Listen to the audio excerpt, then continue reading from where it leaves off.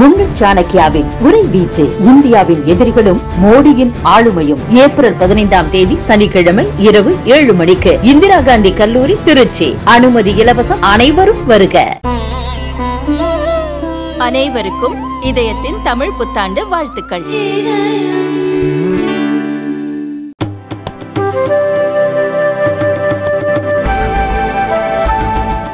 நம்முடைய கட்சி நண்பர்கள் பத்திரிகையாளர் தொந்தரவு பண்ணாம கொஞ்சம் அப்படியே சைட்ல வந்துருங்கன்னா அந்த ஸ்கிரீன்ல உங்களுக்கு தெரியும். முடிஞ்ச வரைக்கும் அவங்க ஃபுட்டேஜை ஸ்பாயில் பண்ணாதீங்க, இடையில வராதீங்க. அன்பான வேண்டுகோள், கொஞ்சம் அப்படியே சைட்ல வாங்க. இந்த நிகழ்ச்சிக்கு நம்முடைய மாநிலத்தினுடைய முக்கியமான தலைவர்கள் வந்திருக்கின்றார்கள், பாரதிய ஜனதா கட்சியினுடைய தொண்டர்கள் வந்திருக்கின்றார்கள். இது எவ்வளவு முக்கியமான விஷயம் என்று சொன்னால், இன்று காலை 10:15 மணிக்கு டிஎம்கே ஃபைல்ஸ் அப்படிங்கிற ஒரு விஷயத்தை மக்கள் முன் வைக்க போகிறோம் என்று சொல்லிய பிறகு நேற்று காலையிலே ஆரம்பித்த டிஎம்கே ஃபைல்ஸ் அப்படிங்கிற ஒரு ட்ரெண்டு அகில இந்திய அளவில் தொடர்ந்து ஒரு 28 மணி நேரமாக தொடர்ந்து கொண்டிருக்கிறது. இந்திய அளவில் அனைவரும் கூட மிக ஆச்சரியமாக பார்க்க ஆரம்பித்திருக்கின்றார்கள். என்ன சொல்ல போகின்றார்கள்? அதே பழைய பிரச்சனையே சொல்ல போறாங்களா, புதுசாக ஏதாச்சும் சொல்ல போறாங்களா? நான் பேச ஆரம்பிப்பதற்கு முன்பு நம்முடைய கவியரசு கண்ணதாசன் ஐயா அவர்கள் வனவாச புத்தகத்துல ஒரு அற்புதமா ஒரு விஷயத்தை எழுதியிருப்பார்.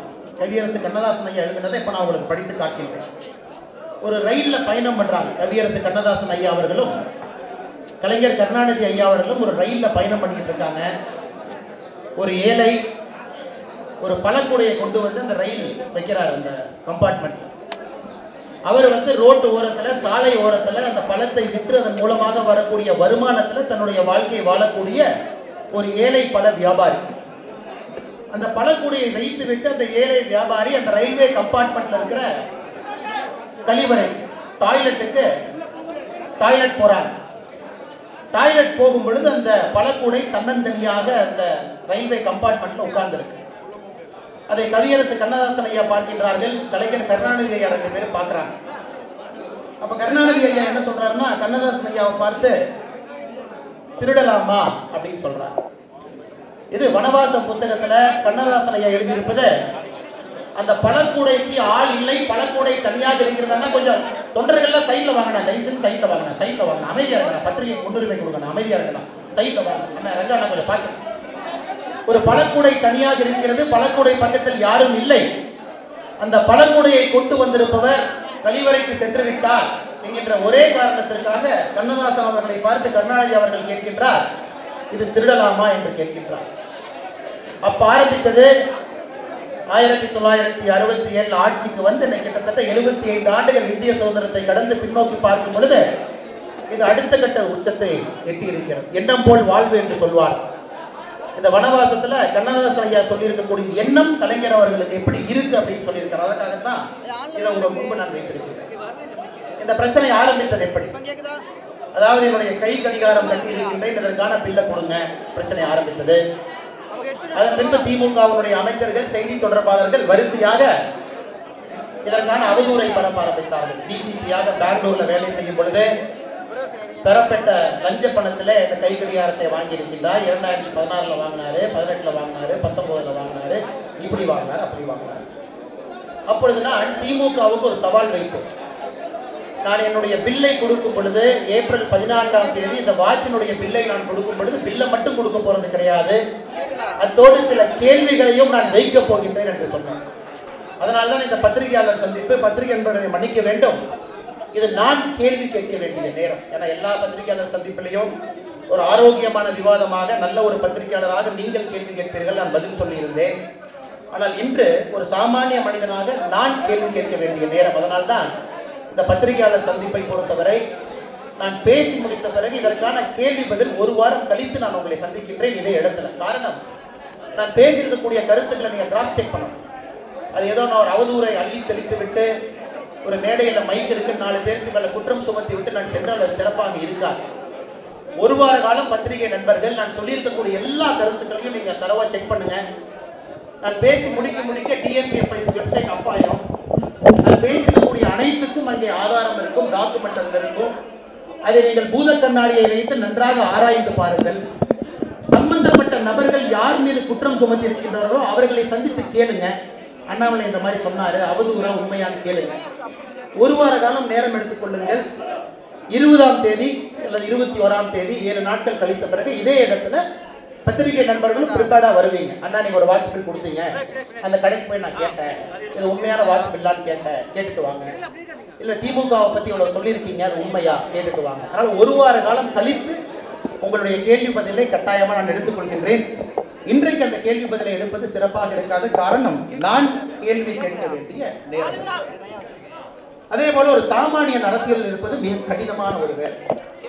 எந்த சாமானியனாக இருந்தாலும், அதிலும் ஒரு முதல் தலைமுறை சாமானியனாக இருந்தால் அவர்கள் சந்திக்கக்கூடிய சவால்கள் என்பது எண்ணற்ற சவால்கள். காரணம், உங்களுக்கு முன்பு பாதை இல்லை, யாரும் பாதை போடவில்லை. அந்த பாதையை உருவாக்க வேண்டிய கட்டாயம் ஒரு முதல் தலைமுறை சாமானியனுக்கு இருக்கிறது.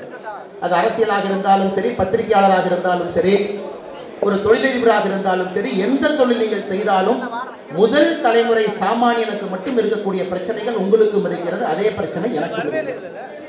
அரசியல்வாதியாக வந்தாச்சு, குடும்பத்தில் யாரும் அரசியல்வாதி கிடையாது, எனக்கு என்று ஒரு பாதையை போடவில்லை, 3 தலைமுறை அரசியல் இல்லை, என்னை பாதுகாக்க யாரும் இல்லை, அவர்களுடைய குழந்தைகள் இல்லை, எனக்கு நட்புகள் இல்லை, என்னை பாதுகாத்து கரம் பிடித்து அரசியலில் வழிநடத்தி செல்வதற்கு கூட யாரும் இல்லை. ஒரு கட்சி, ஒரு கொள்கையில் இருக்கக்கூடிய தலைவர்கள் இதை நம்பித்தான் நம்முடைய பயணம் நடந்து கொண்டிருக்கிறது. எதற்காக? சாமானிய முதல் தலைமுறைக்கு இந்த பிரச்சனை இருக்குதுன்னா அதே பிரச்சனை எனக்கு இருக்கு. ஒரு மாதத்திற்கு ஒரு அரசியல்வாதியாக பல லட்சம் ரூபாய் எனக்கு செலவாகும். 7 to 8 லட்சம் ரூபாய் சாதாரணமாக மாதத்திற்கு ஒரு மாநில தலைவராக எனக்கு செலவாகும். செலவை எப்படி அண்ணாமலையினுடைய சம்பாத்தியத்தில் 7-8 லட்சம் ரூபாய் எப்படி அண்ணாமலை பார்க்க முடியாது? சுற்றி இருக்கக்கூடிய நண்பர்களுடைய உதவி, சுற்றி இருக்கக்கூடிய கட்சியினுடைய உதவி வைத்து நடத்தி கொண்டிருக்கின்றேன். 3 PA இருக்கிறாங்கன்னா 3 PAக்களுடைய சம்பளத்தை 3 நண்பர்கள் கொடுக்குறாங்க. கார் இருக்கு, காருக்கு டீசல்னா கட்சி கொடுக்குது. CRPF வந்ததுக்கு அப்புறம் 33 பேர் ஒரு சின்ன வீட்டில் அமைதியாக இருந்து கொண்டிருந்தேன். அந்த வீடு ஆகாது, அந்த வீடு செக்யூரிட்டி பத்தாதுன்னு பெரிய வீட்டுக்கு போனதுக்கு அப்புறம் அதற்கான வாடகை இன்னொருத்தர் கொடுக்குறாங்க. ஸோ ஒரு முதல் தலைமுறை அரசியல்வாதிகள் இருக்கக்கூடிய பிரச்சனை, பல நல்ல மனிதர்களுடைய உதவியோடு தான் நம்முடைய அரசியல் வாழ்க்கையை நகர்த்த முடியும். காரணம், எனக்கு இருக்கக்கூடிய பிரச்சனை வீட்டினுடைய வாடகை ஒரு நண்பர் கொடுப்பார், நான் பயன்படுத்தக்கூடிய கார் ஒரு நண்பருடைய பெயரில் இருக்கிறது, அவருடைய காரை பயன்படுத்தி கொண்டிருக்கின்றேன். சுற்றி இருக்கக்கூடிய 3 PAக்களுடைய சம்பளத்தை என் கூட படித்த பசங்க கம்பெனி நடத்துகிறாங்க, அவங்க அக்கௌண்ட்லேருந்து 3 பேருக்கு சம்பளம் கொடுத்துருக்காங்க. வாழ்கின்ற வாழ்க்கை சுற்றியும் நல்ல மனிதர்களுடைய உதவியோடு அந்த வாழ்க்கை போய் கொண்டிருக்கிறது. இது எதற்காக ஆரம்பத்தில் சொல்கிறேன் அப்படின்னா, என்னோட பேங்க் அக்கௌண்ட்டை நீங்கள் பார்த்தீங்கன்னா என்னோட பேங்க் அக்கௌண்ட் முழுமையாக 212 பேஜ். என்னோட வங்கி கணக்கு, IPS அதிகாரியாக முதல் நாள் வாங்கிய சம்பளத்திலிருந்து இந்த வெப்சைட்டில் இப்போ போட்டுருவோம். அதன் பிறகு நான் MBA படித்து முடித்த பிறகு என்னுடைய 11 லட்சம் ரூபாய் கடனை கட்டுவதற்கு 7 ஆண்டுகள் சிரமப்பட்டு கடனை கட்டினேன், அதை நீங்கள் பார்ப்பீங்க. என்னோட கிரெடிட் கார்டு பில் கடந்த 12 ஆண்டுகளாக போன மாதம் வரை நான் கட்டியிருக்கக்கூடிய கிரெடிட் கார்டு பில், நான் வைத்திருக்கக்கூடிய சொத்து, வாங்கிய விவரம் அனைத்தும் அங்கே பார்த்தேன். அப்படி நீங்கள் பார்த்தாலும் கூட உங்களுக்கு சில விஷயங்கள் புரியாது. அப்படி இருந்தால் மாநில தலைவராக அவரால் எப்படி இருக்க முடியுது, இந்த சொத்தை வைத்து எப்படி ஒரு மாநில தலைவராக இவரால் பிளப்பு நடத்த முடிகிறது என்கின்ற நியாயமான கேள்வி உங்களுக்கு இருந்தால் அது நியாயம்தான், அதில் எந்த விதமான தவறும் கிடையாது. காரணம், ஒரு அசாதாரணமான சூழ்நிலையில மாநில தலைவராக பொறுப்பில் இருக்கின்றேன். சொந்த ஊரிலிருந்து மாறி வந்து சென்னையில் இருக்கின்றேன். எந்த நேரமும் கூட திரும்பி நான் செல்வதற்கான வாய்ப்பு இருக்கிறது, நான் செல்லத்தான் வேண்டும். காரணம், இது என்னுடைய ஊர் இல்லை, பொறுப்பில் இருக்கும் வரை தான் இந்த ஊர். அப்படித்தான் இந்த வாட்ச். இந்த வாட்ச் பார்த்தீங்கன்னா நான் ஏற்கனவே சொல்லியது போல ரஃபேல் வாட்ச் இந்த வாட்சினுடைய பெயர். இது பெல் அண்ட் ரோஸ் அப்படிங்கிற நிறுவனத்தினுடைய வாட்ச். இந்த வாட்ச் வந்து டசால்ட் ஏவியேஷன் அப்படிங்கிற நிறுவனம் வந்து இந்த வாட்சை பெல் அண்ட் ரோஸோடு சேர்ந்து தயாரிக்கிறாங்க. டசால்ட் ஏவியேஷன் தான் ரஃபால் விமானத்தை தயாரித்த ஒரு பிரெஞ்சு நிறுவனம். உலகத்தில் மொத்தமாக இருக்கிறதே 500 வாட்ச். இந்த வாட்ச் 147வது வாட்ச். இந்த வாட்ச் 147வது லிமிடெட் எடிஷன் வாட்ச். இது ரஃபேல் விமானம் எப்படி இருக்குமோ அதே போல் இந்த வாட்ச் இருக்கும். இந்தியாவிற்கு மொத்தமாக இந்த வாட்ச் இந்தியாவில் விற்றிருப்பது 2 வாட்ச் மட்டும்தான் இந்தியாவில் விற்றிருக்கிறது.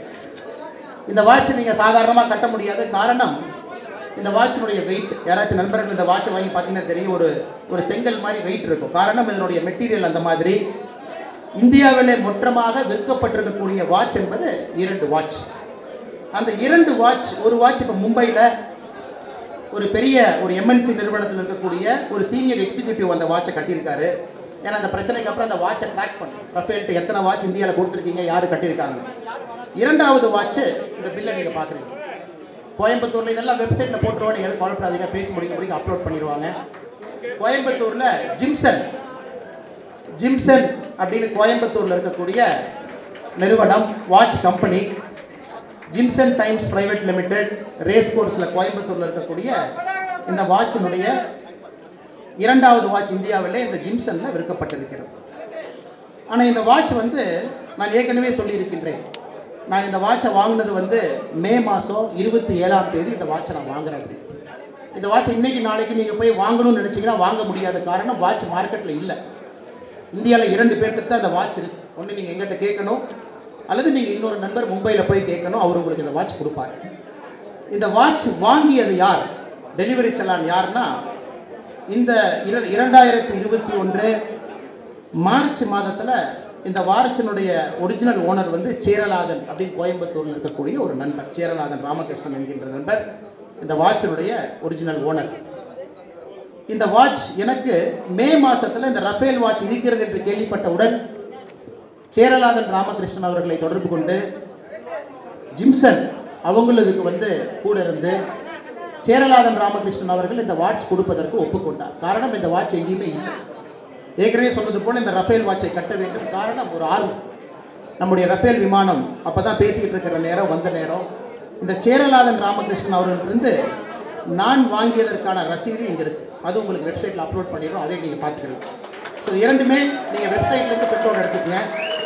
ஸோ யாருக்கே சொன்னது போல் 2019, 2016, 2017 அண்ணாமலை அவர்கள் டிசிபி பெங்களூரில் இருக்கும்போது இந்த வாட்ச் வந்து லஞ்சமாக வாங்கினார்.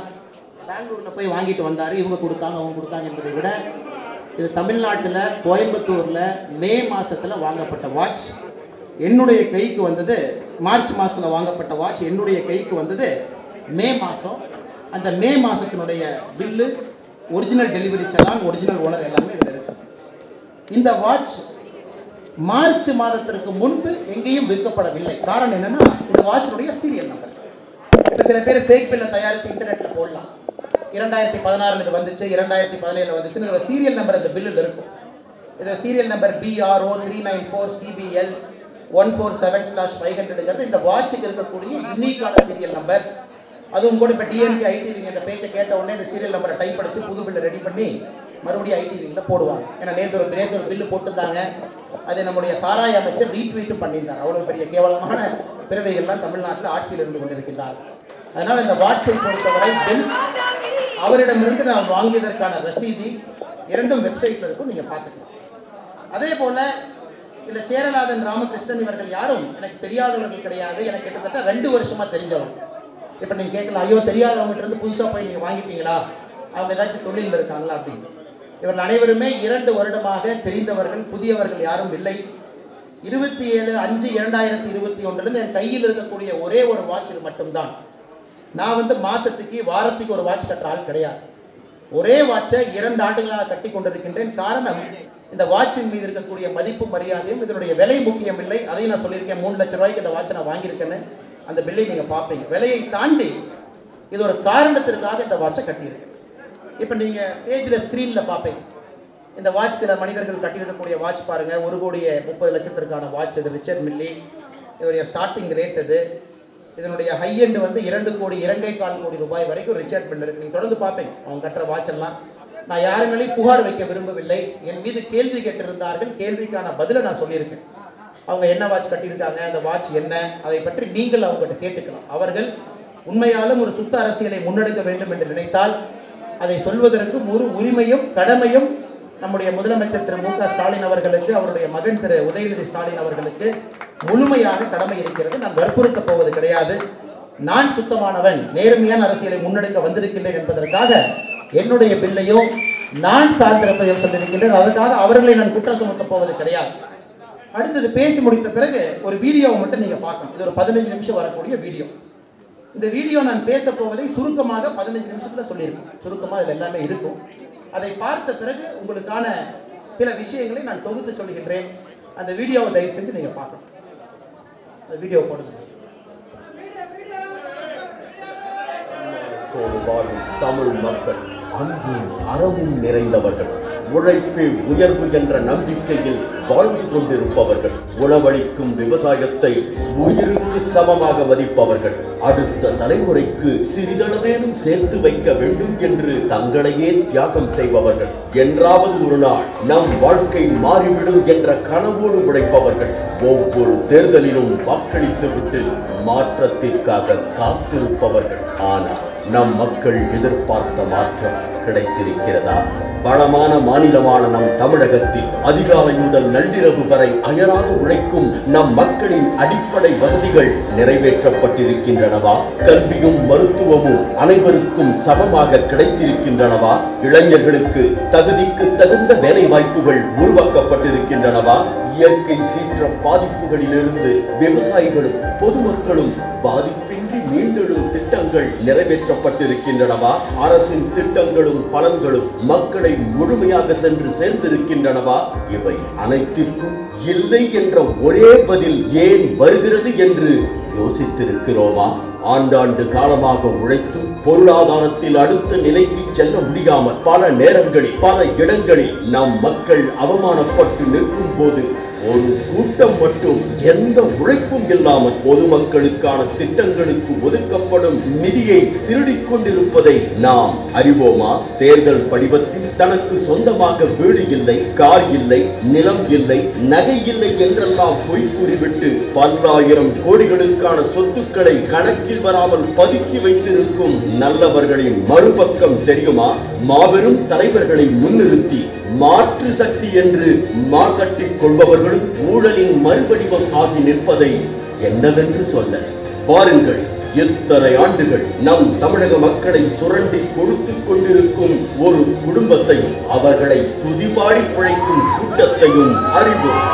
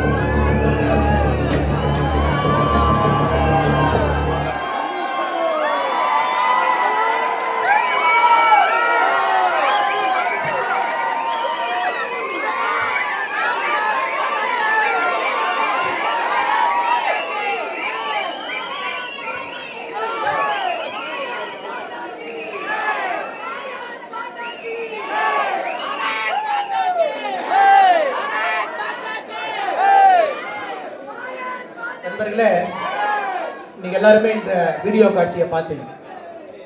இதில் ரொம்ப பர்பஸ்ஃபுல்லாக 100 கோடி ரூபாய்க்கு கீழே எந்த திமுகவுக்கு சொத்து இருக்கோ அதை நம்ம கொண்டு வரல. காரணம், இது அனைத்துமே கெஸ்ஸிங் கிடையாது, கருப்பு பணம் கிடையாது, பினாமி சொத்துக்கள் கிடையாது. அவருடைய நேரடியான குடும்பம் மேல இருக்கக்கூடிய சொத்தை மட்டும்தான் பார்ட் 1ல காமிச்சிருக்கோம். அதாவது அவர்களுடைய மனைவி, அவங்களுடைய மருமகன், அவங்களுடைய மகன், அவங்களுடைய சம்பந்தம். ஸோ அந்த கோர் குடும்பத்தை மட்டும்தான் காட்டியிருக்கோம். ஆனால் புதிதாக திமுக சேர்ந்திருக்கக்கூடிய சில நபர்கள் கருப்பு பணமும் பினாமி சொத்துமே கிட்டத்தட்ட 20,000 கோடிக்கு மேலே வச்சிருக்காங்க. அது பார்ட் 2 யார் வச்சிருக்காங்க, பினாமி லேண்ட் எங்கே இருக்குது, ஹோல்டிங் எங்கே இருக்குது. அதனால் பார்ட் 1 இது மட்டும்தான். இந்த பார்ட் 1ல 1,31,000 கோடி ரூபாயினுடைய நேரடி சொத்துக்கள். இது நம்ம வெப்சைட் எண்மண் எண் மக்கள் நீங்கள் அதை பார்க்கும் பொழுது வேல்யூவேஷன் அதில் இருக்கு. எப்படி நம்ம வேல்யூவேஷன் பண்ணணும், ஒரு கம்பெனியினுடைய வேல்யூவேஷன் எப்படி, ஷேர் ஹோல்டிங் பேட்டர்ன் எப்படி, எதற்காக 5,000 கோடின்னு சொல்கிறோம், ஒரு இன்ஜினியரிங் காலேஜினுடைய லேண்டை யார் வேல்யூ பண்ணலாம், அது அனைத்துமே அதில் இருக்கும். இப்போ ஜி ஸ்கொயருக்கு நம்ம 32,000 கோடி ரூபாய்க்கு மேலே ஜி ஸ்கொயர் நம்ம சொல்கிறோம். ஜி ஸ்கொயர் உங்களுடைய கைண்ட் இன்ஃபர்மேஷனுக்கு 2019-20 ஜி ஸ்கொயரினுடைய வருமானம் என்பது வெறும் 52 கோடி. 2 ஆண்டுகளில் 32,000 கோடி பெருமானம் உள்ள சொத்து மட்டும் ஜி ஸ்கொயர்ல ஹோல்டிங்கா இருக்கு. அதையும் நீங்க பாப்பீங்க. அதுக்கான வேல்யூவேஷன் ஃபிகர்ஸ் எல்லாமே நம்ம கொடுக்க போறோம். நான் இந்த பார்ட் 1ல நம்முடைய திமுக முதலமைச்சர் அமைச்சர்களை கேட்க வேண்டியது 4 கேள்விகளை வைத்திருக்கிறேன். இந்த பார்ட் 1 வச்சு 4 கேள்வி அவர்களுக்கு. குறிப்பாக உதயநிதி ஸ்டாலின் அவர்கள் 2008 ரெட் ஜெயின்ஸ் மூவி ஆரம்பிக்கும் பொழுது சொல்லிக் கொள்ளும் அளவுக்கு எந்த விதமான சொத்தோ எந்த விதமான தொழிலோ உதயநிதி ஸ்டாலின் அவர்கள் செய்யவில்லை. 2008 11 வரை திமுகவுடைய இதற்கு முன்பு இருந்த ஆட்சியில 300 கோடி ரூபாய்க்கு படம் எடுத்திருக்காரு. அதில் நிறைய படங்கள் ஃபிளாப் ஆயிருக்கு. அப்படி இருக்கும் பொழுது அந்த பணம் எங்கே இருந்து வந்தது, அந்த ரெட் ஜெயின்ஸ் இன்வெஸ்டர்ஸ் யாரு, அவர் வாங்கினாருன்னா அதை டிஸ்க்ளோஸ் பண்ண வேண்டிய கட்டாயம் அவருக்கு இருக்கு. இன்னைக்கு நம்முடைய வேல்யூவேஷன்ல 2010 கோடி ரூபாய் ரெட் ஜெயின்ட் ஃபிலிம்ஸினுடைய வேல்யூவேஷன் நாம கொடுத்துருக்கோம். அவர் இல்லை என்றால் கட்டாயமா மறுக்கலாம். அந்த வேல்யூவேஷன் நம்ம வெப்சைட்ல போடுறோம். இரண்டாவது, நம்முடைய மிக முக்கியமான ஒரு குற்றச்சாட்டு நம்முடைய முதலமைச்சர் மு.க. ஸ்டாலின் அவருடைய மருமகன் திரு சபரீஷன் அவர்கள் மீது. அதாவது இவர் பண்றது மணி லாண்டரிங். அதாவது கள்ளப்பணம் கருப்பு பணத்தை தாண்டி இவங்க செய்யறது மணி லாண்டரிங்னு பார்த்துருப்பீங்க. அதாவது வெஸ்ட் பேங்க் அப்படிங்கிற ஒரு நிறுவனம் இருக்கு. ஆப்பிரிக்கன் நாடுகளில் குறிப்பாக மணி லாண்டர் பண்ணக்கூடிய ஒரு பெருமை வெஸ்ட் பேங்க் இருக்கு. இது November 2019 Australian financial crime regulator west bank flag பண்ணியிருக்காங்க. நீங்கள் எல்லா நாட்டிலிருந்து பணத்தை கொண்டு லாண்டர் பண்ணி ஷெல் கம்பெனி உருவாக்குறீங்க.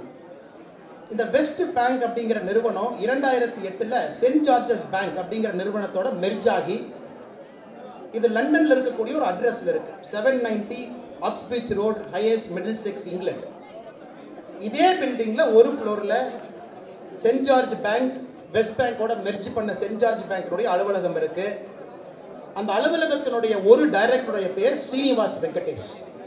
அவர் அந்த சென்ட் ஜார்ஜ் பேங்கினுடைய ஒன் ஆஃப் த டைரக்டர், தமிழ்நாட்டை சார்ந்தவர். அந்த ஸ்ரீனிவாஸ் வெங்கடேஷ் அவர் அதே பில்டிங்ல அதே அட்ரஸ்ல 790 ஆக்ஸ்பிரிட்ஜ் ரோடு, ஹேஸ் மிடில்செக்ஸ், இங்கிலாந்துல 2 கம்பெனி நடத்துறாங்க. அந்த சென்ட் ஜார்ஜஸ் பேங்கினுடைய பில்டிங்ல ஒரு கம்பெனியின் பேர் ஸ்பேஸ் டெல் யூகே லிமிடெட், இன்னொரு கம்பெனியினுடைய பெயர் வாய்ஸ் டெக் சிஸ்டம் லிமிடெட். ஆச்சரியம் என்னன்னா, இந்த ஸ்ரீனிவாஸ் வெங்கடேஷ் நடத்தக்கூடிய 2 கம்பெனியினுடைய இன்னொரு பார்ட்னர் யாருன்னா சபரீஷன் வேதமூர்த்தி. ஸோ ஒரே அட்ரஸ், ஒரே பில்டிங், ஒரே மணி லாண்டரிங் கம்பெனி இருக்கிற அதே பில்டிங்ல 2 நிறுவனங்களுடைய முதலீட்டாளராக பங்குதாரராக சபரீஷன் வேதமூர்த்தி அவங்க இருக்கிறாங்க.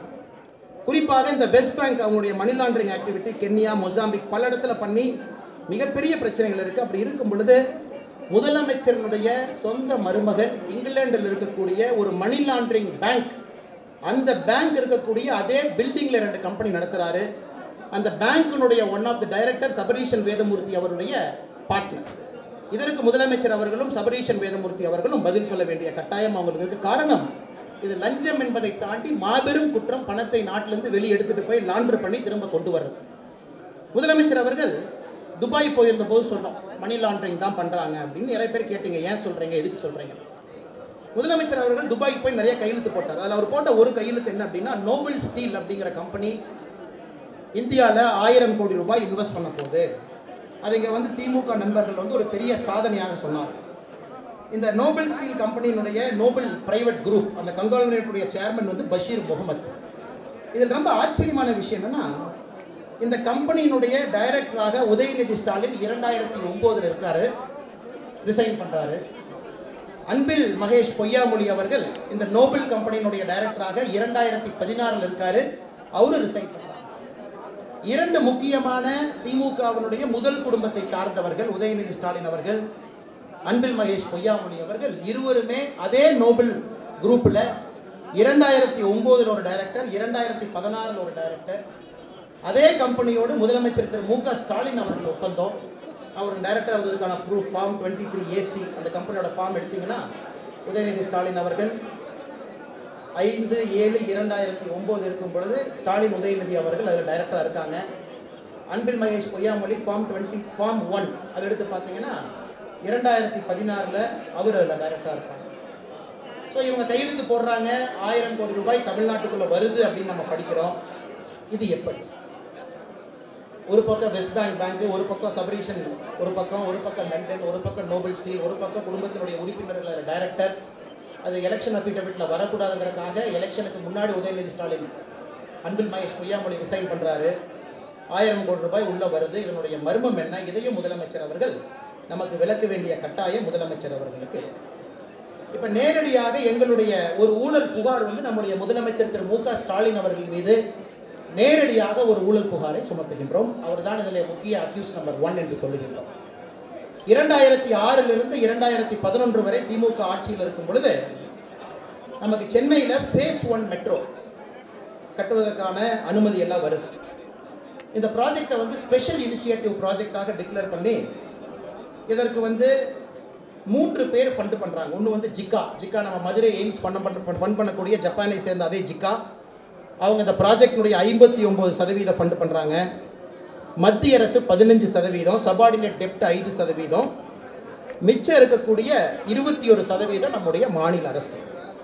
இதனுடைய டோட்டல் காஸ்ட், இந்த ப்ராஜெக்டினுடைய டோட்டல் காஸ்ட் பார்த்தீங்கன்னா சென்னை மெட்ரோ ஃபேஸ் 1 14,600 கோடி ரூபாய். எலெக்ஷனுக்கு 6 மாதம் இருக்கு. அவசரமாக இந்த டெண்டரை கொண்டு வருகின்றார். டெண்டர் வந்து 5/5/2010 சென்ட்ரல் கவர்மெண்ட் ஒரு எக்ஸிம் பாலிசியை நோட்டிஃபை பண்றாங்க. குறிப்பாக வெளிநாட்டில் இருக்கக்கூடிய நிறுவனங்கள் ஒரு டெண்டர்ல பங்கேற்றா எப்படி அதை எவாலுவேட் பண்ணணும்னு 5/5/2010 எக்ஸிம் பாலிசி. சிஎம்ஆர்எல் 14/5/2010 9 நாள்ல டெண்டர் கால் பண்றாங்க. டெண்டர் கால் பண்ணி 3 நிறுவனங்கள் அதில் முக்கியமாக பங்கேற்கிறாங்க. ஒன்று நம்ம இந்திய நிறுவனம் பெமல், இரண்டாவது அல்ஸ்டாம் ஒரு மல்டிநேஷனல் கம்பெனி, மூன்றாவது ஸ்பெயினை சார்ந்த ஒரு நிறுவனம் CIFMCங்கிற 3 நிறுவனம் பங்கேற்கிறாங்க. டெண்டர் மூடப்படுவதற்கு சில நாட்களே இருக்கும் பொழுது இந்த டெண்டருக்கு மறுபடியும் ஒரு அடெண்டம் கொண்டு வர்றாங்க. அதாவது இந்த டெண்டருக்கு கஸ்டம் டியூட்டியை நாங்கள் சேர்க்க போகிறோம்னு சொல்லி ஒரு அடெண்டம் கொண்டு வர்றாங்க. அதுக்குள்ளே ஃபினான்ஷியல் பிட் சப்மிட் பண்ணியாச்சு. ஆனால் சென்ட்ரல் கவர்மெண்ட்டுடைய எக்ஸிம் பாலிசி ரொம்ப தெளிவாக சொல்லுது, எந்த காரணத்திற்கும் கூட கஸ்டம் டியூட்டியை சேர்க்கக்கூடாதுன்னு எக்ஸிம் பாலிசி 5/5/2010 சொல்கிறாங்க. டெண்டர் மூடுவதற்கு சில நாட்கள் இருக்கும் பொழுது அடெண்டம் கொண்டு வந்து கஸ்டம் டியூட்டியை சேர்த்துறாங்க. கஸ்டம் டியூட்டி சேர்த்துறதுக்கு முன்னாடி இந்த டெண்டர் குவாலிஃபை ஆனது ஸ்பானிஷ் கம்பெனி CIFMC 1417 கோடி ரூபாய் டெண்டர் வேல்யூல குவாலிஃபை ஆகுறாங்க. இரண்டாவது அல்ஸ்டாம் வருது 1439 கோடி, மூன்றாவது பெமல் 1476 கோடி. இவங்க கஸ்டம் டியூட்டி ஆட் பண்ண உடனே இரண்டாவது இருக்கக்கூடிய அல்ஸ்டாம் முதலுக்கு வருது. அல்ஸ்டாம் 1471 கோடி ரூபாய் டெண்டரை வின் பண்றாங்க. முதலாவது இருந்த CIFMC 1496 இரண்டாவதுக்கு வந்துடுறாங்க. பெமல் மூன்றாவதுல இருக்கு.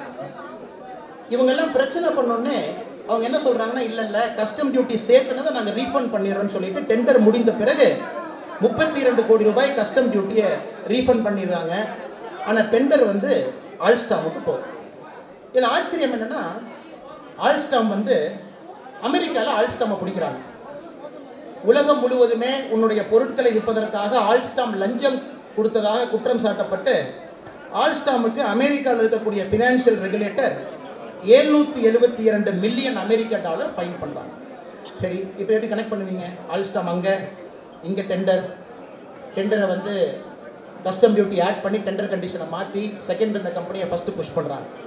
ஸோ எங்களுடைய நேரடி குற்றச்சாட்டு முதலமைச்சர் அவர்களுக்கு 200 கோடி ரூபாய் ஆல்ஸ்டாம் நிறுவனத்தால் கொடுக்கப்பட்டது. இதை கொடுத்த company Indo European venture private limited என்கின்ற சிங்கப்பூர் கம்பெனி, ஷெல் கம்பெனி மூலமாக முதலமைச்சருக்கு 2011 எலெக்ஷன் ஃபண்டுக்கு 200 கோடி ரூபாய் திரு M.K. ஸ்டாலின் அவர்களுக்கு கொடுக்கப்பட்டது. அதோடு சேர்ந்து ஹாங்காங்கை சார்ந்த இன்னொரு shell company global king technology limited, 2 shell கம்பெனியும் பணத்தை லாண்டர் பண்ணி திமுகவினுடைய 2011 தேர்தல் செலவுக்கு 200 கோடி ரூபாய் முதலமைச்சர் திரு M.K. ஸ்டாலின் அவர்களுக்கு லஞ்சமாக கொடுக்கப்பட்டு இந்த ஸ்பெஷல் இனிஷியேட்டிவ் ப்ராஜெக்டினுடைய நேரடி கண்ட்ரோல் திரு M.K. ஸ்டாலின் அவர்கள் கையில் இருந்துச்சு. கருணாநிதி அவர்கள் முதலமைச்சராக இருந்தாலும் இதை அவர் பார்த்துக்கிட்டு இருந்தாங்க. இதை வந்து சிபிஐக்கு இன்று கம்ப்ளைனண்டாக நானே கம்ப்ளைண்ட் பண்ண போறேன் சிபிஐ டைரக்டருக்கு.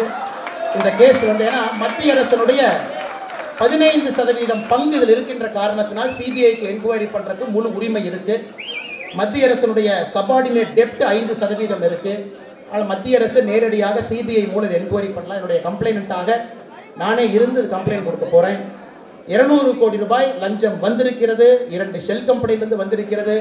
அதனால் தான் ஆல்ஸ்டாம் நிறுவனம் அமெரிக்காவில் இதெல்லாம் முடிந்த பிறகு 772 மில்லியன் அமெரிக்க டாலர் லஞ்சம் கொடுத்து பல ஊரில் அவங்க வந்து டிஸ்க்ளோஸ் பண்ணல.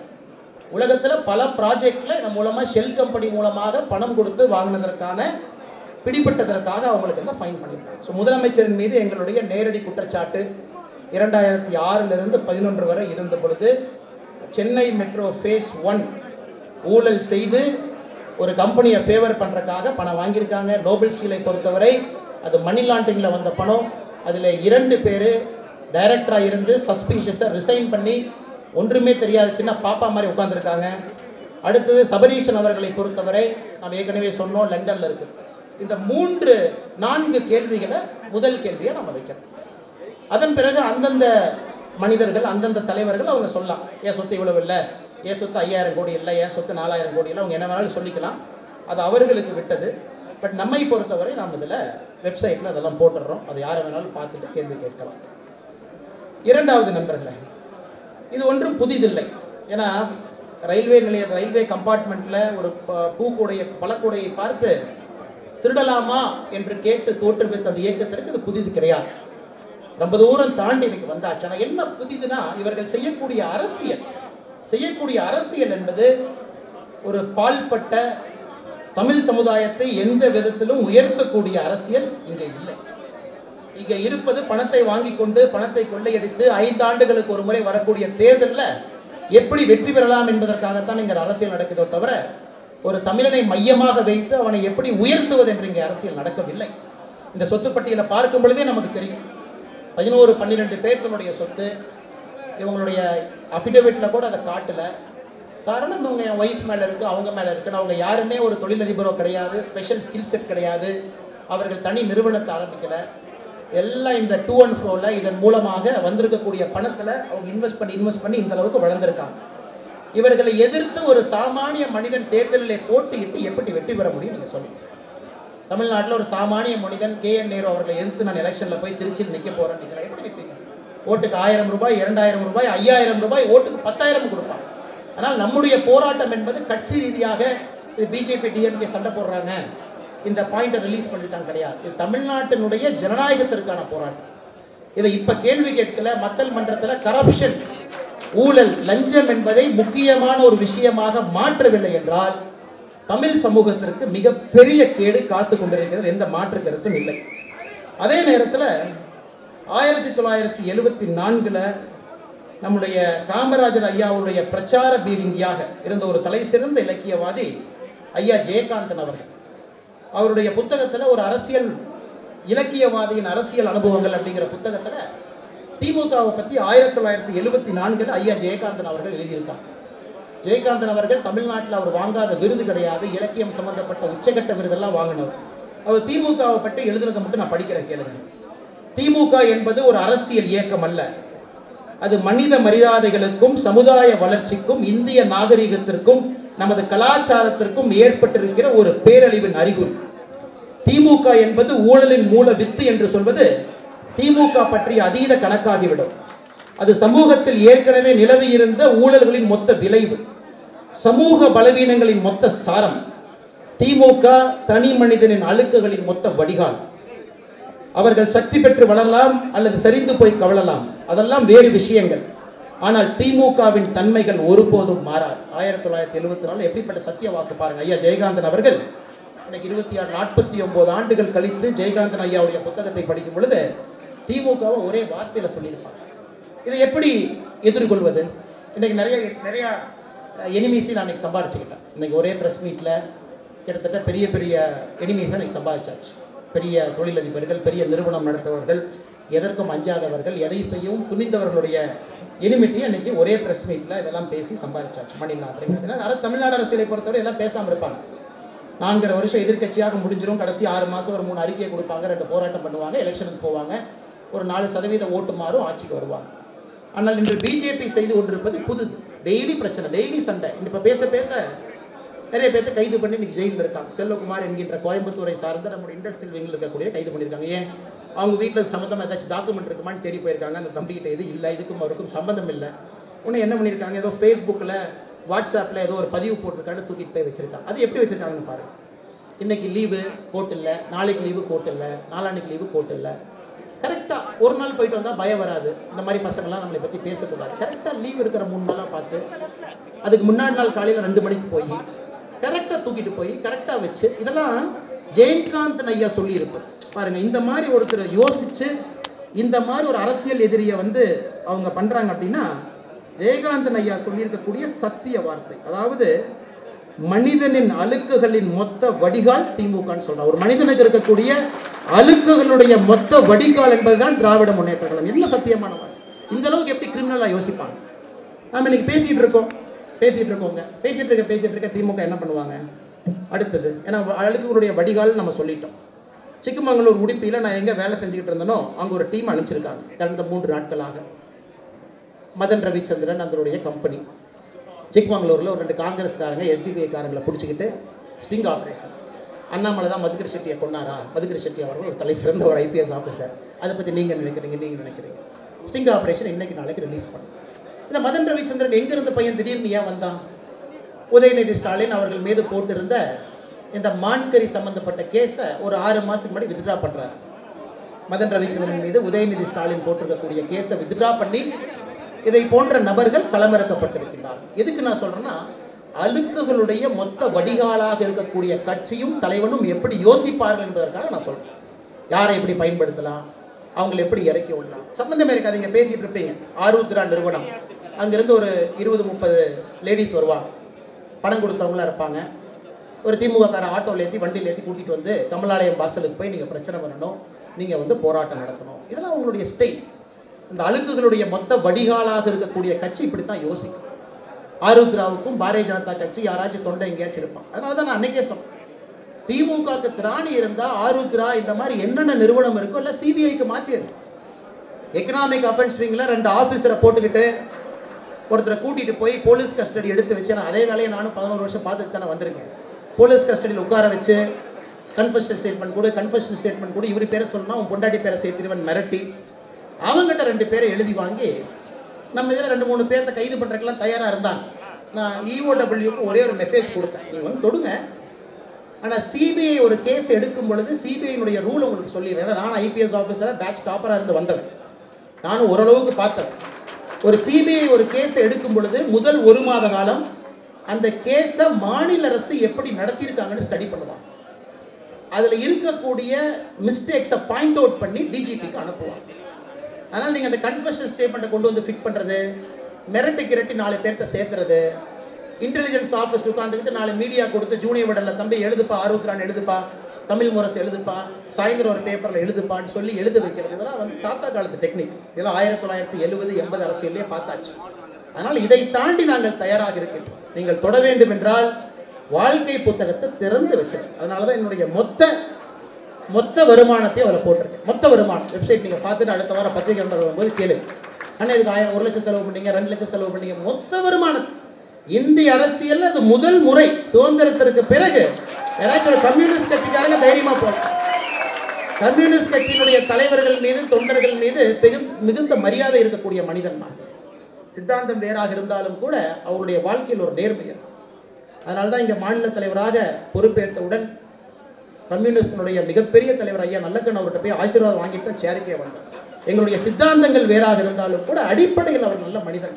கம்யூனிஸ்ட்காரங்க எங்கேயாச்சும் ரெண்டை போட்டிருக்கலாம். ஒரு எஸ்டாப்ளிஷ் பொலிட்டிக்கல் பார்ட்டியில் 10 ஆண்டுகளுடைய சொத்து கணக்கை, வரவு செலவை கம்ப்ளீட்டாக லைன் பை லைன் டிக்ளேர் பண்ண ஒரு அரசியல்வாதி நீங்கள் காட்டுங்க. அது பெருமைக்காக சொல்ல வேண்டும். ஏன்னா திமுகவை எதிர்க்கணும்னு எனக்கு ஒரு வழி இல்லை. இந்த வாட்ச் பில்லை ஓட்ட, வாட்ச் பில்லை இங்கு சரியா இல்லை, வாட்ச் பில்லை கமா சரியா இல்லை, மத்தியானத்துலேருந்து ஆரம்பிப்பான். ஏன்னா அவங்கள பொறுத்த வரைக்கும் பின்னாடி ஒழுகிட்டு இருக்கிறது அவங்களுக்கு தெரியாது, பின்னாடி இருக்கிற ஓட்டம் அவங்களுக்கு தெரியாது. இந்த வாட்ச் பில்ல கமா ஏ இல்லை, டாட் ஏ இல்லை, ஜிஎஸ்டி கட்டியிருக்காங்களா, 9% state GST, 9% central GST, GST போர்ட்டலில் போய் செக் பண்ணணுமே, பண்ணுங்க. எனக்கு தெரியும் உங்களுடைய எப்படி நீங்கள் யோசிப்பீங்க. ஒரு தமிழ் மனிதனுடைய மொத்த அழுக்குகளுடைய வடிகால் இருக்கக்கூடிய கட்சி எப்படி யோசிக்கும் நன்றாகவே தெரிஞ்சு வச்சு. பிரதம மந்திரி இங்கே வருவாங்க, பிரதம மந்திரியே தொலைபேசியில் என்கிட்ட சொல்லுவாங்க, தம்பி நீ சென்னை வராது, நீ உனக்கு கொடுக்கப்பட்டிருக்கக்கூடிய பணி கர்நாடகா பணி, மிக சிறப்பாக அதெல்லாம் நீ உட்கார்ந்து செஞ்சு 6-7 நாட்கள் நல்ல வேட்பாளரை கொடுக்க வேண்டிய பணி வராதையும் பிரதமர் சொல்லுவார், வரமாட்டேன் வேலை செய். உடனே எங்கள் திமுகவை சார்ந்த அதனுடைய நிறுவனங்கள், அதனுடைய இது பார்த்தீங்கன்னா அப்படியே ஒரே லெட்டரை அப்படியே எல்லாம் பப்ளிஷ் பண்ணுவாங்க. ஒரே இதை இன்டெலிஜென்ஸ் எழுதியிருப்பாங்க, அறிவாலயத்தில் எழுதியிருப்பாங்க. திமுகவை சார்ந்த ஊடகங்கள் 9 மாதம் அப்படியே அதை பப்ளிஷ் பண்ணுவாங்க. அண்ணாமலையை மாநில தலைவராக தூக்கிட்டாங்க, அண்ணாமலை இங்கே வரல, அண்ணாமலை அங்கே, மோடிஜிக்கு அண்ணாமலைக்கு கோவம், மோடிஜி அண்ணாமலையுடைய கண்ணை பார்க்க மாட்டாங்க. இங்கே அண்ணாமலை அந்த கியூவில் இருந்து மோடிஜியை கை கொடுப்பதற்காக அண்ணாமலை வரல, எங்கேயோ இருக்கிற தொண்டனை கொண்டு வந்து அங்கே நிறுத்தி மோடிஜி கையில் கொடுக்க வைக்கிறதுக்காக நான் இங்கே வந்தேன். மோடிஜியை தினமும் தான் பார்த்துட்டு இருக்கோம். மோடிஜியை பார்ப்பதற்கு தமிழ்நாட்டுக்கு வந்து கியூவில் இருந்து மோடிஜியை பார்க்க வேண்டிய அவசியம் எனக்கு இல்லை, அது மோடிஜிக்கும் இல்லை, மோடிஜியும் அதை விரும்ப மாட்டேன். என்னுடைய ஆசை லட்சக்கணக்கான தொண்டர்களுக்கு வாய்ப்பு ஏற்படுத்தி கொடுத்து மோடிஜியினுடைய வாழ்க்கையிலேயே பார்க்க முடியாதுன்னு நினைக்கிறவங்களுக்கு என்னுடைய இடத்தை கொடுக்கலாமா என்று யோசிப்பவன் நான். உடனே எழுதுவோம் அண்ணாமலை இப்படி, அண்ணாமலை அப்படி. ஏன்னா இதெல்லாம் ஏன் நம்ம இவ்வளவு தைரியமா பேசுறோம் அப்படின்னாங்க, எதற்கும் துணிந்து தான் இந்த அரசியலுக்கு வந்திருக்கிறோம். என்னை பொறுத்தவரை நான் ஒரு விதத்துல நம்ம பத்திரிகை நண்பர்கிட்ட சொன்னேன், கடந்த ஒரு 2 மாதங்களாக நான் கொஞ்சம் உக்கரமாயிட்டேன். இந்த அரசியல் நமக்கு சரிப்பட்டு வராது. இதே அரசியல் போய் ஒரு மாலையை போட்டுட்டு கும்பிடு போட்டுட்டு அப்படியே எலெக்ஷன் அப்போ ஒன்றா சேர்ந்துக்கிட்டு ஒரு விஷயத்தை எதிர்க்கின்றோம் என்றால் அடிப்படையிலிருந்து எதிர்க்க வேண்டும் என்கின்ற முடிவுக்கு நான் வந்துட்டேன். அதனால் நீங்கள் பார்த்த டிஎம்கே ஃபைல்ஸ் பார்ட் ஏவோட நிற்க போகிறது. தமிழ்நாடு அரசில் இதுவரைக்கும் எந்த கட்சி எல்லாம் அமர்ந்திருக்கிறதோ அத்தனை கட்சியினுடைய ஊழலும் 2024 லோக்சபாவுக்கு முன்னாடி. நீங்க நினைப்பீங்க ஓ இவர் வந்து ஒரு கட்சிக்கு மட்டும் சொல்லுவாரு, அனைத்தையும் 2024 முன்னாடி கொண்டு வர போற. காரணம் ஊழலை எதிர்க்கணும்னா மொத்தமாக தான் எதிர்க்கணும், இல்லை பாதி இதில் எதிர்க்கக்கூடாது. மக்களுக்கு நம்ம நம்பிக்கை இருக்காது. அனைவரையும் மொத்தமாக எதிர்ப்போம், அதில் எந்த மாற்று கருத்தும் இல்லை. எதிர்க்கக்கூடாதுன்னா டெல்லி போய் அண்ணாமலையை மாற்றிட்டு வாங்க. அண்ணாமலை இருக்கும் வரை எதிர்ப்பாங்க. அதெல்லாம் எதை பற்றி யோசிப்பாங்க. காரணம் ஊழலுக்கு எதிரான போராட்டம், ஊழலுக்கு எதிரான போராட்டம். சக்தி இருக்கு, திராணி இருக்கு, தெம்பு இருக்குன்னா போய் மாற்றிட்டு வாங்க. அதெல்லாம் கவலைப்படுற ஆள் கிடையாது. காரணம் இது மோடிஜி விரும்பக்கூடிய அரசியல், இது மோடிஜி விரும்பக்கூடிய அரசியல், நான் விரும்புகிற அரசியல். கர்நாடகா பட்டியலை பார்த்துருப்பீங்க, கர்நாடகாவுடைய 224 வேட்பாளர் பட்டியலை பார்த்துருப்பீங்க. மோடிஜி விரும்பக்கூடிய அரசியல் அங்க இருக்கு. இத்தனை பேருக்கு ஏமாத்தி இருக்கும். தோற்போம் என்கின்ற பயமா, ஜெயிப்போம் என்கின்ற கர்வமா? மோடிஜி விரும்பக்கூடிய அரசியல் இந்தியாவுக்கு வரணும். அதைத்தான் நான் செய்யறேன். அதனால் யாருக்கும் பயந்தோ பணிந்தோ குமிந்தோ இவங்க தயவுல வந்து நான் எம்பியாவது வர 10 எலெக்ஷன் தோத்தாலும் இங்க தாங்க நிற்பேன். அதெல்லாம் வந்து நீ தயவுல ஓட்டு போட்டு நீ என் கூட நின்று ஜெயிக்கிறக்கெல்லாம் இங்க வரணும். என்னுடைய ஊழல் எதிர்ப்பு என்பது 100% உறுதியாக நேராக. இதை தாண்டி அடுத்து கேளுங்க. அடுத்த பிரஸ் மீட் 1 வாரம் கழிச்சு பத்திரிகை நண்பர்கள் கேட்பாங்கன்னு இதுவும் நீங்க கொடுக்கணும், அதையும் கொடுக்குறேன். என்ன வேணுமோ முழு வாழ். உங்க வீட்டு வாடகை யார் கட்டுறாங்க பேர் சொல்றேன். ஏன்னா இதுலயே வந்து சேரலாதன் சம்பந்தப்பட்ட நபர்கள் பேரை கொண்டு வர வேண்டாம் என்று தயங்கினேன். உங்க பிஏக்களை சம்பளம் எல்லாம் சொல்றேன், ஃபுல்லா ஓபன் பண்ணிடுவோம். அப்புறம் தமிழக மக்கள்கிட்ட போவோம், மக்கள்கிட்ட போய் சொல்லுவோம் நேர்மையான அரசியல் நாங்க பண்றோம், யாருக்கு ஓட்டு போடுவாங்கன்னு பார்க்க. எத்தனை நாளைக்கு ஏமாற்று? டெல்டால ஹைட்ரோ கார்பன் திட்டத்தை கொண்டு வந்தது யார்? டெல்டால ஹைட்ரோ கார்பன் திட்டத்தை கொண்டு வந்தது திமுக இல்லைன்னு நீங்க சொல்லுங்க. 2011 மு.க. ஸ்டாலின் அவர்கள் ஒரு தனியார் கம்பெனிக்கு கையெழுத்து போட்டு ஒப்பந்தம் பண்ணின்னு சொல்லுங்க. இன்னைக்கு ஹைட்ரோ கார்பன் வந்த பிறகு கத்திக்கிட்டு இருக்கீங்க, கூச்சல் போறீங்க. அதை போய் தடுத்து நிறுத்தது யார்? பாரதிய ஜனதா கட்சி. கொண்டு வந்தது நீங்கள், நாடகம் ஆடுவது நீங்கள், தடுத்து நிறுத்தியது பாரதிய ஜனதா கட்சினா உடனடியாக சொல்லிடுவீங்க வடக்கன், தெக்கன், ஆரியன், திராவிடியன், தமிழ்நாட்டுக்கு ஆகாத கட்சி பாரதிய ஜனதா கட்சி. எத்தனை நாளைக்கு மக்கள் மன்றத்தை வச்சு ஓட்டுவீங்க? ஒரு தயிர், அதுக்கு தகின்னு ஒரு வார்த்தை போடுறாங்க. 6 மணி நேரத்தில் இந்த பிரச்சனையை செய்து முடித்து விட்டோம். 6 மணி நேரம், 6 மணி நேரத்தில் அதை மாற்றியாச்சு. இது ஒரு பெரிய விஷயம் கிடையாது. உடனடியாக ஹிந்தியை திணிக்கிறாங்க, ஸ்டாப் ஹிந்தி இம்போசிஷன், ஒரு லெட்டரு, அதுக்கு ஒரு பில்டப், அதுக்கு ஒரு பிரஸ் மீட். இலங்கையில் எவ்வளவு சிக்கல்களை நீங்க ஏற்படுத்தியிருக்கிறீங்க, எவ்வளவு சிக்கல்கள். 1,50,000 பேர் கொல்லப்பட்டிருக்காங்க. கொல்லப்பட்ட பொழுது நீங்க எங்க போனீங்க? கூட்டணியில திமுகவுக்கு எவ்வளவு அமைச்சர்கள் வேண்டும் என்று சோனியா காந்தியிடம் போராடி கொண்டிருந்தீர்கள். திகார் ஜெயிலில் சகோதரி கனிமொழி அவர்கள் இருக்கும் பொழுது வீல் சேர்ல கருணாநிதி அவர்கள் இங்கிருந்து டெல்லி போனார். வீல் சேர் ஏன் வெளியே விடணும்னு சொல்றேன். ஏன் முள்ளிவாய்க்கால் படுகொலை நடந்து கொண்டிருந்த பொழுது ஒரு பிளைட்ல இங்கிருந்து ஏன் டெல்லி போக முடியல? வீட்டில இருந்து மெரினா கடற்கரை 3 கிலோமீட்டர் போய் உட்கார்ந்துருந்தீங்க. அரை நாள் உண்ணாவிரதம். அது இன்னைக்கு பாரதிய ஜனதா கட்சி சரிப்படுத்தி கொண்டிருக்க. அவங்களுக்கெல்லாம் வீடு கட்டுறதுல இருந்து பிரச்சனையை சரி செய்வதிலிருந்து நாம சரி பண்ணிட்டு இருக்கோம். நீங்க தமிழன காவலன், தமிழன தலைவன் என்று சொல்லக்கூடிய நீங்கள் என்ன பண்ணிருக்கீங்க? நீட்டை கொண்டு வந்தது நீங்கள், கையெழுத்து போட்டது காந்தி செல்வன் எம்எல்ஏ, உங்க நாமக்கல்லை சார்ந்தவர், அப்ப மத்திய minister of state for health, அவரு கொண்டு வந்து இன்னைக்கு அப்படி இருந்தக்கூடிய நீட்டை நடைமுறைப்படுத்தி எல்லா மக்களுக்கும் சாதகமாக நம்முடைய அரசு மாத்திருக்கு. கேட்டா நீட்டு வேண்டாம் என்று நாடகம். ஜல்லிக்கட்டை தடுத்தது யார்? நீங்கள். 2010-11 காங்கிரஸோடு சேர்ந்து பார்பாரிக் ஸ்போர்ட்னு ஸ்டாப் பண்ணி அதை கொண்டு வந்தது யார்? பாரதிய ஜனதா கட்சி. அதனால் எந்த பிரச்சனையும் நீங்க ஆணி வேரோட பார்த்தீங்கன்னா பிரச்சனையை உருவாக்கியது திராவிட முன்னேற்ற கழகமாக இருக்கும், பிரச்சனையை தீர்த்தது பாரதிய ஜனதா கட்சியாக இருக்கும். அது இலங்கை பிரச்சனையிலிருந்து, முள்ளிவாய்க்கால் படுகொலையிலிருந்து ஆரம்பித்து, நீட்டிலிருந்து, ஹைட்ரோ கார்பன்லிருந்து ஒரு விஷயத்தையும் நம்ம பேச மாட்டோம்.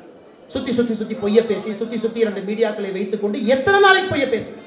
எத்தனை நாளைக்கு உங்களை நேர்மையானவனாக காட்டிக் கொள்வீர்கள்? ஏன் மு.க. ஸ்டாலின் அவர்கள் மீது நேரடி குற்றச்சாட்டு யார் மேலே வைக்க? நான் பட்டியல் நிறைய இருக்கான. முதல் பட்டியல் முதலமைச்சர் மீது இருக்க வேண்டும் என்பதற்காக எனக்கு அந்த பட்டியல் லீக் பண்ணிடுறேன். அடுத்து வேற அமைச்சர்களுக்கு வரும். முதலமைச்சர் அவர்கள் பதில் சொல்லும். எப்படி அந்த கண்டிஷனை ஏன் மாத்தினீங்க? தேர்தலுக்கு 5 மாதத்திற்கு முன்பு ஏன் மாத்தினீங்க? தேர்தல் செலவுக்கு பணம் வேண்டுமா? தேவைப்பட்டதா? கஸ்டமருடைய ஏன் போட்டீங்க? ஆனா இது வந்து முதல்ல மாதிரி நாங்க டிவிஎஸ்சி கொடுக்கணும் கிடையாது. சிபிஐக்கு நேரா போற கேஸ். அதைத்தான் இத்தனை காலமாக தேடிக்கொண்டிருந்தோம். ஏன்னா எல்லா முறையும் சிபிஐக்கு போக முடியாது. Department of vigilance and anti கரப்ஷன்ல போய் கொடுக்கணும். 6 கேஸ் கொடுத்துருக்கோம் இன்னைக்கு வரைக்கும். அதுல என்ன கம்ப்ளைண்ட் கொடுத்தவங்களை கூப்பிட்டு ஒரு என்கொயரி, ஒரு பெட்டிஷன், அதோட முடிஞ்சு போச்சு. பிஜிஆர்ல இருந்து எல்லாம் இங்கே அப்படிதான் நிற்குது. டிவிஎஸ்சி அதை தாண்டி ஒரு ஸ்டெப் எடுக்கும். அப்படி எதுக்கு விஜிலன்ஸ் அண்ட் ஆன்டி கரப்ஷன்? இவ்வளவு பேருடைய சொத்தை போய் பிடிக்க முடியல. எதுக்கு விஜிலன்ஸ் அண்ட் ஆன்டி கரப்ஷன்? எதுக்கு தமிழ்நாட்டில் ஒரு அமைப்பு இருக்கணும், இயக்கம் இருக்கணும்? ஒரு குடும்பத்திற்கு சேவை செய்வதற்காக, அவர்கள் சொத்து சேர்ப்பதை பார்ப்பதற்காக. எங்கேயோ ஒரு பெட்டி பியூனு 1000 ரூபா வாங்கினா பிடிக்க தெரிஞ்ச டிவிஎஸ்சிக்கு அவங்களை பிடிக்க தெரியும். இதையெல்லாம் மக்கள் மன்றத்தின் முன் நாம் வைக்கக்கூடிய கேள்வி. ஆனால் தமிழ்நாட்டு மக்களுக்கு என்னுடைய ஒரே ஒரு வேண்டுகோள், நம்முடைய பாத யாத்திரை உங்களுக்காக இதை ஆரம்பிக்கின்றோம்.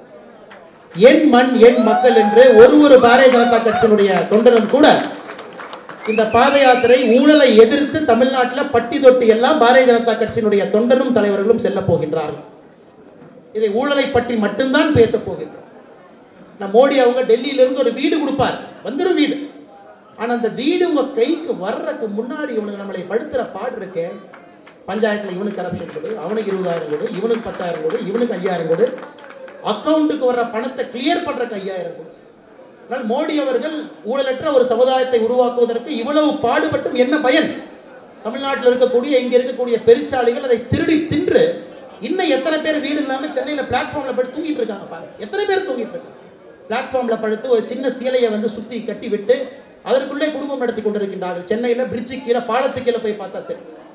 ஆனால் எங்களுடைய ஊழலுக்கு எதிரான போராட்டம் என்பது உங்களுடைய தன்மானத்திற்காக, உங்களுடைய தன்மானத்திற்காக.